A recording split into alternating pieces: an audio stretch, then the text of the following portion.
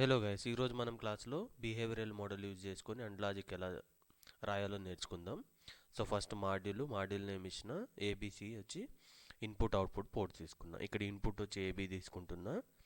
So behavioural మోడల్లో రాస్తాం. Behavioural model అంటే program writing in terms of the based on the logic of the truth table, right. So input వచ్చి A B. So ఇక్కడ నేను ఏ tool use చేస్తున్నా, program ఎలా ఓపెన్ చేయాలి, ఎలా ఫైల్ క్రియేట్ చేయాలి, అవన్నీ ప్రీవియస్ క్లాస్లో చెప్పుంటా. Please try to watch those videos if you don't understand this one. So output keyword use చేసుకొని సి అనేది అవుట్పుట్ యూజ్ చేస్తున్నా అని మాడ్యూల్కి చెప్తున్నా. సో ఇది కంప్లీట్ అయిన తర్వాత మనం బిహేవియరల్ మోడల్లో కోడ్ రాసినప్పుడు అవుట్పుట్కి రిజిస్టర్ అనేది అటాచ్ చేయాలి. సో ఇది డేటా ఫ్లో మోడల్లో ఉండదు, గేట్ లెవెల్ మోడల్లో ఉండదు. సో బిహేవియరల్ మోడల్లో ఏం రాయాలంటే ఆల్వేస్ వచ్చి అవుట్పుట్ని రిజిస్టర్ కీవర్డ్స్తో రాయాలి. సో అదొక పాయింట్ మీరు గుర్తుపెట్టుకోవాలి. సో ఇది కంప్లీట్ అయిన తర్వాత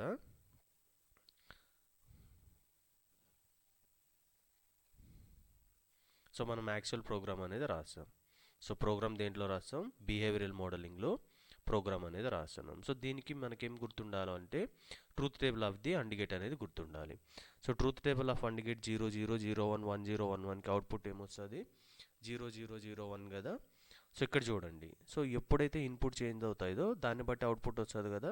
సో ఇక్కడ ప్రొసీజరల్ స్టేట్మెంట్ ఏం యూజ్ చేస్తామంటే బిహేవియరల్ మోడల్లో ఆల్వేస్ అనే కీవర్డ్ యూజ్ చేస్తాం. Always @ ARB. సో ఇక్కడ ఏఆర్బి మీనింగ్ ఏంటంటే ఇప్పుడు మనకి కండిషన్స్ ఏముంటాయి? A = 0, B = 0, A = 0, B = 1, 1 0 1 1 condition ఉంటాయి.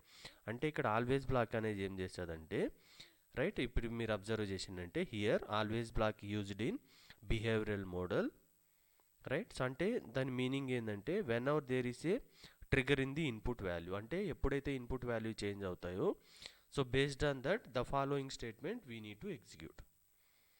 అంటే when our inputs AB changes అంటే we can call as the trigger also. So the following statement we need to execute. So దానికోసం always black వాడతాం. So ఇప్పుడు చూడండి, అండిగేట్లో యూనిక్ కాంబినేషన్ ఏంది? A = 1, B = 1 అయితే output అనేది 1 రాస్తాం కదా.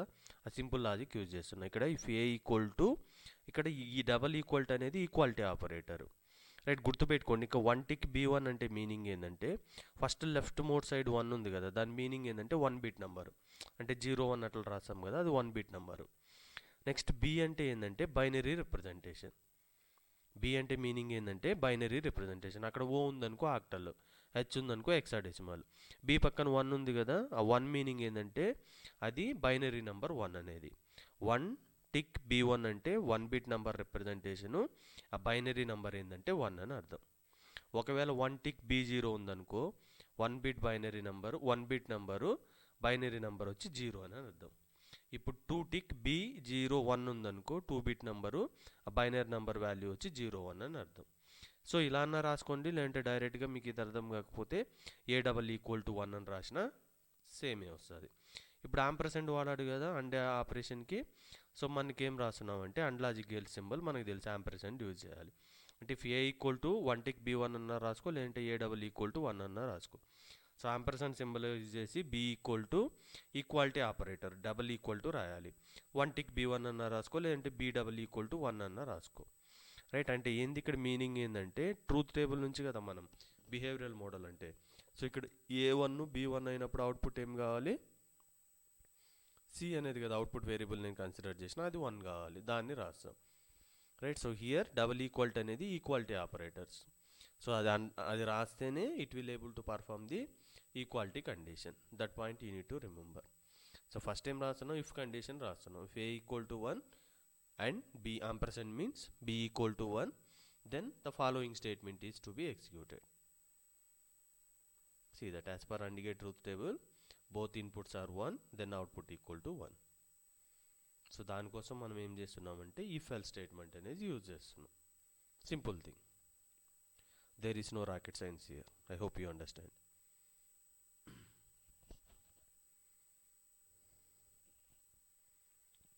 సో ఇక్కడ ఇఫ్ కండిషన్ కంప్లీట్ అయిన తర్వాత ఇంకొక పాయింట్ బిహేవియరల్ మోడల్లో మీరు అర్థం చేసుకోవాలండి ఏంటంటే ఇఫ్ తర్వాత ఏం చేయాలంటే మీరు ఏం రాసినా, అంటే like if A equal to 1 B equal to 1 తర్వాత ఏమవుతుంది, ఆ కండిషన్ సాటిస్ఫై అయితే అవుట్పుట్ అనేది మనకి ఏం రావాలి, 1 రావాలి కదా, సి ఈక్వల్ టు 1 అని రాను కదా. అంటే మనం డైరెక్ట్గా ఇఫ్ కండిషన్ తర్వాత సి ఈక్వల్ టు 1 అని రాయం ఇన్ జనరల్గా బిహేవియరల్ మోడల్లో. దానికోసం ఫస్ట్ మనం ఏం చేస్తామంటే బిగిన్ ఎండ్ స్టేట్మెంట్ వాడతాం. అంటే బిగిన్కి ఎండ్కి స్టేట్మెంట్ మధ్యలో మనం ఏమైతే అవుట్పుట్ ఎక్స్పెక్ట్ చేస్తున్నామో రాస్తామో అది రాయాలి. ఇఫ్ స్టేట్మెంట్ తర్వాత బిగిన్ యూజ్ చేసిన తర్వాత సి ఈక్వల్ టు 1 అంటే expected output C equal to 1 కదా, అది రాస్తాం. సో బిగిన్ ఇచ్చినావు కాబట్టి నెక్స్ట్ స్టేట్మెంట్ కంప్లీట్ అయిన తర్వాత కాబట్టి ఆ బిగిన్ని ఎండ్తో క్లోజ్ చేస్తాం. అంటే if A equal to 1 B equal to 1 అయినప్పుడు బిగిన్ రాసి, A equal to 1 B equal to 1 అయినప్పుడు what is the expected output C equal to 1 కదా, సి ఈక్వల్ టు 1 అన్న రాయి, లేదంటే 1 టిక్ బి1 అన్న రాయి. ఎప్పుడు if both inputs are the set to B high. అంటే ఇదొక ఇఫ్ కండిషన్. ఒకవేళ 1 కాలేదనుకో అప్పుడు ఏమవుతుంది, ఎల్స్ బ్లాక్ యూజ్ చేయాలి కదా. సో నెక్స్ట్ స్టెప్లో exactly we are going to use the else black.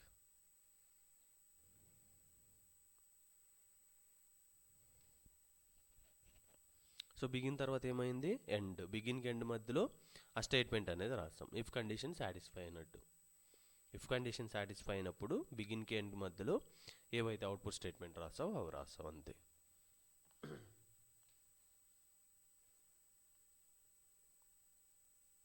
ఇక్కడ రాస్తున్నా చూడండి, after begin statement we need to write the condition, then closing using the end statement.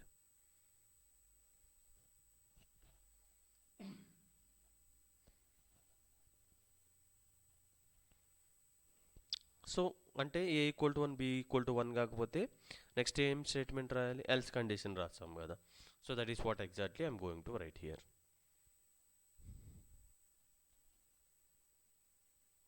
ఇక్కడ బిగిన్ ఎండ్ అన్న రాసుకో, లేదంటే లాస్ట్ కండిషన్ కాబట్టి డైరెక్ట్గా అవుట్పుట్ ఏముంటుంది, సి ఈక్వల్ టు 0 కదా. అక్కడ చూడండి 1 టిక్ బి0 అంటే ఏంటంటే 1 బిట్ రిప్రజెంటేషన్, బి అంటే బైనరీ నెంబర్, ఆ 1 బిట్ రిప్రజెంటేషన్ అనేది 0 అని అర్థం. ఎల్స్ తర్వాత కూడా బిగిన్ ఎండ్ రాసి దాని మధ్యలో సి ఈక్వల్ టు 0 రాయొచ్చు. అంటే ఫస్ట్ ఇఫ్ కండిషన్ కాకపోతే నెక్స్ట్ ఎల్స్ కండిషన్ అనేది ఎగ్జిక్యూట్ అవుతుంది, అంతే సింపుల్. సో ఇలా మనం రాసినామంటే దీన్ని ఏమంటే బిహేవియరల్ మోడలింగ్ అంటాం. సో నెక్స్ట్ నువ్వు ఆర్గే ట్రూత్ టేబుల్ తీసుకో, సేమ్ ఇఫ్ ఎల్స్ కండిషన్ రాసుకో, అలా ప్రతిదానికి మనం బిహేవియరల్ మోడలింగ్ రాయొచ్చు. అంటే కాంబినేషనల్ లాజిక్ సర్క్యూట్లో మనం ఎక్కువ బిహేవియరల్ మోడల్ వాడడం, బట్ సీక్వెన్షియల్ లాజిక్ వెళ్ళే కొంది మనం డేటా ఫ్లో వాడడం, గేట్ లెవెల్ మోడలింగ్ వాడడం. సో మ్యాక్సిమం మనం ట్రూత్ టేబుల్ బేస్ చేసుకొని రాస్తాం. సో ఆర్టీఎల్ అనాలిసిస్ ఉంది కదా, అక్కడ ఓపెన్ ఎలాబరేటెడ్ డిజైన్లో స్కీమాటిక్ మీద క్లిక్ చేసి ఓకే క్లిక్ చేయండి.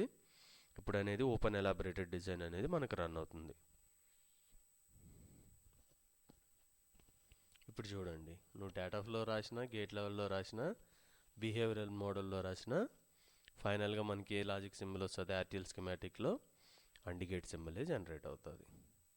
అంటే way of writing style different, but output అనేది సేమ్. సో ఇప్పుడు మనం టెస్ట్ బెంచ్ రాద్దాం. సిమ్యులేషన్ సోర్స్కి వెళ్ళి ఆ లాజిక్ ప్రోగ్రామ్కి యాడ్ సోర్స్ క్లిక్ చేసి ఏం సెలెక్ట్ చేసుకోవాలి, simulation source. Select simulation source, click on next. So first మనకు ఫైల్ కావాలి కదా, సో క్రియేట్ ఫైల్ కొట్టు. ఈ ఫైల్ లోపలే మనం ఏం రాస్తాం, టెస్ట్ కేసెస్ రాస్తాం. సో ఏదో ఒక నేమ్, ఫైల్ నేమ్. ఇక్కడ రూల్స్ ఉంటాయి ఫైల్ నేమ్స్కి, ఒకసారి మీరు రీడ్ చేయండి. ఏదంటే ఆ ఫైల్ నేమ్ ఫార్మేట్లో రాయడానికి ఉండదు, ఓకేనా. So click okay. జస్ట్ ఏదో ఒక నేమ్ ఇవ్వండి, but make sure that we have to follow some rules and regulations, right. Once it is completed, then click on finish. Done. So అంటే నేను ఇక్కడ పోర్ట్స్ ఏం డిక్లేర్ చేస్తలేదు, సో ఎంటీగా వదిలేస్తున్నా. అంటే ప్రోగ్రాంలోనే డైరెక్ట్గా రాసుకుంటాను దీని మీనింగ్. టెస్ట్ బెంచ్ ఉంది కదా, దాని మీద డబల్ క్లిక్ చేసిండ్రంటే మనకు మాడ్యూల్ ఓపెన్ అవుతుంది. ఇక్కడ మనం టెస్ట్ కేసెస్ రాయాలి. సేమ్ ఏవైతే డేటా ఫ్లో మోడల్ రాసినామో as well as the gate level modelling రాసినాము, as it is copy paste, right. So దీన్ని నేను ఇక్కడ ఎక్స్ప్లెయిన్ చేయటం లేదు, మీకు ఇవి అర్థం కాకపోతే ఎట్లా రాయాలి అనేది ప్రీవియస్ లెక్చర్స్లో ఉన్నాయి. Please refer those lectures so that you will be having the clear cut knowledge.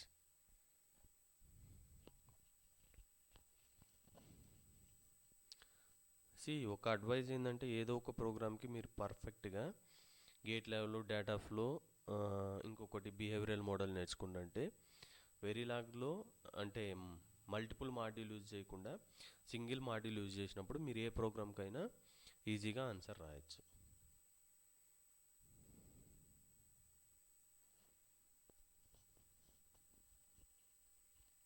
Same input register వాడతాం, అవుట్పుట్కి వైర్ వాడతాం, ఆ తర్వాత దేన్ని టెస్ట్ చేస్తున్నామో రాస్తాం, తర్వాత ఇనిషియల్ బిగిన్ రాస్తాం, అక్కడ కండిషన్ రాస్తాం, కంప్లీట్ అయిన తర్వాత ఏం చేస్తాం, రన్ బిహేవియరల్ సిమ్యులేషన్ క్లిక్ చేసినప్పుడు మనకు అవుట్పుట్ అనేది సిమ్యులేషన్ అవుట్పుట్ వస్తుంది. సిమ్యులేషన్ అవుట్పుట్ వచ్చిన తర్వాత ఏం చేయాలి, అది యాజ్ పర్ రిక్వైర్మెంట్ ఆ టెస్ట్ కేసెస్ అన్నీ పాస్ అవుతుందా లేదా చూడాలి. పాస్ అయితే ఫైనల్ డిజైన్కి వెళ్తాం, లేదంటే మళ్ళీ ప్రోగ్రాంలోకి వెళ్ళి ఎక్కడ వర్కౌట్ లేదో చెక్ చేసి ప్రోగ్రామ్ మాడిఫై చేస్తాం. ఇది సింపుల్ ప్రొసీజర్.